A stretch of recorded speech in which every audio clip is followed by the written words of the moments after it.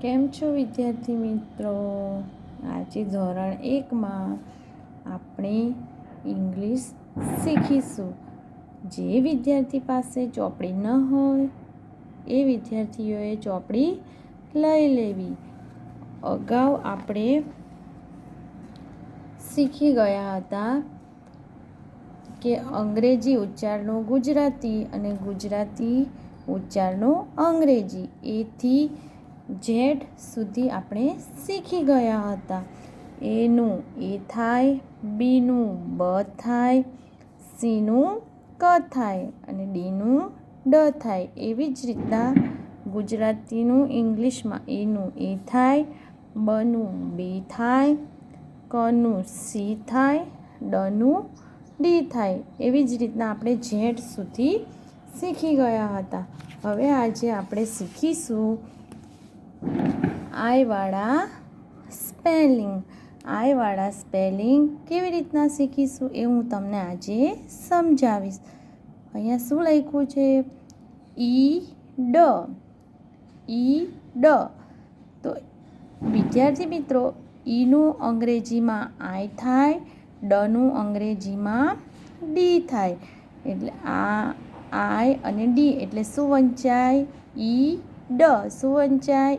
ઈ ડ. એવી જ રીતના બીજો સ્પેલિંગ આપ્યો છે. આ શું લખેલું છે વિદ્યાર્થી મિત્રો? વાંચો તો. ઈ ગ. શું વંચાય? ઈ ગ. ઈનું શું થશે? આઈ. ગનું શું થશે? જી.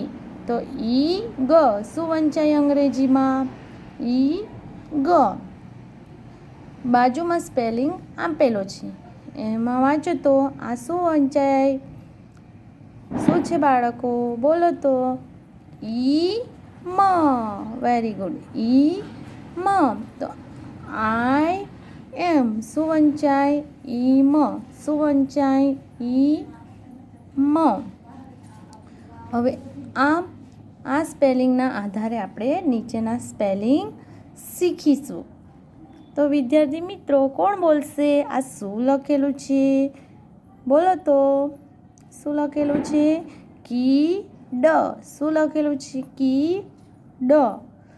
તો આનો સ્પેલિંગ આપણે કેવી રીતના બનાવીશું? તો કનો કે થશે, હસવઈનો આઈ થશે, ડનું ડી થશે. એટલે શું વંચાશે? કી ડ. શું વંચાશે? કી ડ. કીડ એટલે ગુજરાતીમાં શું કહેવાય? બાળક. શું કહેવાય? બાળક. બાજુમાં સ્પેલિંગ જુઓ. શું છે બાળકો? બોલો તો. આ શું છે લખેલું? વાંચો તો. લી ડ.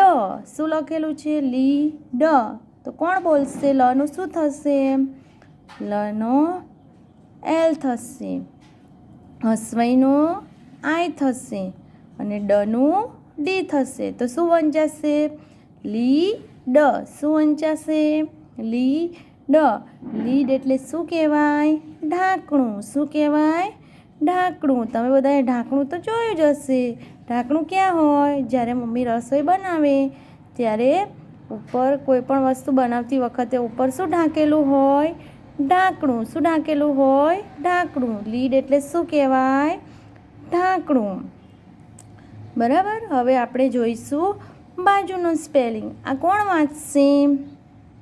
શું લખેલું છે? કોણ બોલશે? બરાબર. શું છે? બી બ. શું છે? બી બ. તો બનું શું થશે? બી. હસવઈનું શું થશે? આઈ. અને બનું શું થશે? બી. તો શું વંચાશે? બી બ. શું વંચાશે? બી બ. બી એટલે શું કહેવાય? લાડ્યું. શું કહેવાય? લાડ્યું. હવે પછીનું આવશે ની બ. શું છે? ની બ. આ સ્પેલિંગ કોણ બનાવશે? બોલો તો. નનો એન થશે, હસવઈનો આઈ થશે અને બનું બી થશે. તો શું વંચાશે? ની બ. નીબ એટલે શું કહેવાય? ટાંક. શું કહેવાય? ટાંક. હવે વિદ્યાર્થી મિત્રો બાજુનો સ્પેલિંગ જોઈએ. આ કોણ બનાવશે સ્પેલિંગ? કોણ બોલશે આખું? ચલો, આ શું લખેલું છે? ફી ગ. ફી ગ. તો ફનો એફ થશે ને એફનું ફ થશે. એવી જ રીતના ગનો જી થાય અને જીનું ગ થાય. તો ફનો એફ, હસવઈનો આય, ગનો જી. ફીગ એટલે શું કહેવાય? અંજીર. શું કહેવાય? અંજીર. ફીગ એટલે અંજીર. ચલો, બાજુનું ચિત્ર શું દેખાય છે તમને? દેખાય છે બાજુનું ચિત્ર? શાનું આપેલું છે? ડુક્કરનું. શાનું? ડુક્કરનું. ડુક્કરને અંગ્રેજીમાં શું કહેવાય? પીગ. તો પનો પી, હસવઈનો આય, ગનો જી. તો શું વંચાશે? પી ગ. શું વંચાશે? પી ગ. પીગ એટલે ડુક્કર. શું કહેવાય? પીગ એટલે ડુક્કર. શું કહેવાશે? પીગને ગુજરાતીમાં શું કહેવાય? ડુક્કર. હવે નીચેનો સ્પેલિંગ જોઈએ. શાનું ચિત્ર છે? કોણ બોલશે?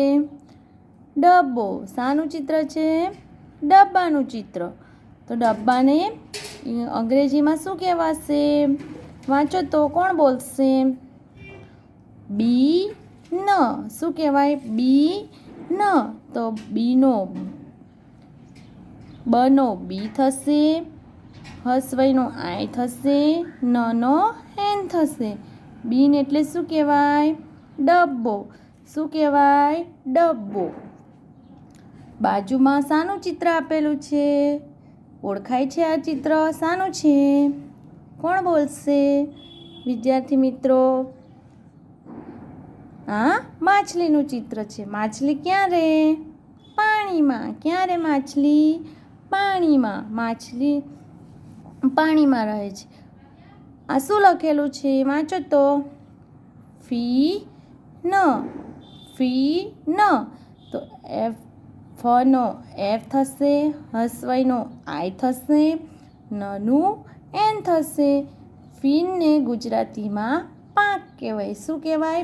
પાંખ. પાંખ કોને હોય? પક્ષીઓને. કોને? પક્ષીઓને. બાજુનું ચિત્ર જોઈએ. આ ચિત્ર ઓળખાય છે? શાનું ચિત્ર છે? આ ચિત્ર છે ટાંકણીનું. શાનું ચિત્ર છે? ટાંકણીનું. ચલો, હવે બાજુનું વાંચો તો વિદ્યાર્થી મિત્રો. આ શું છે? પી ન. શું છે? પી ન.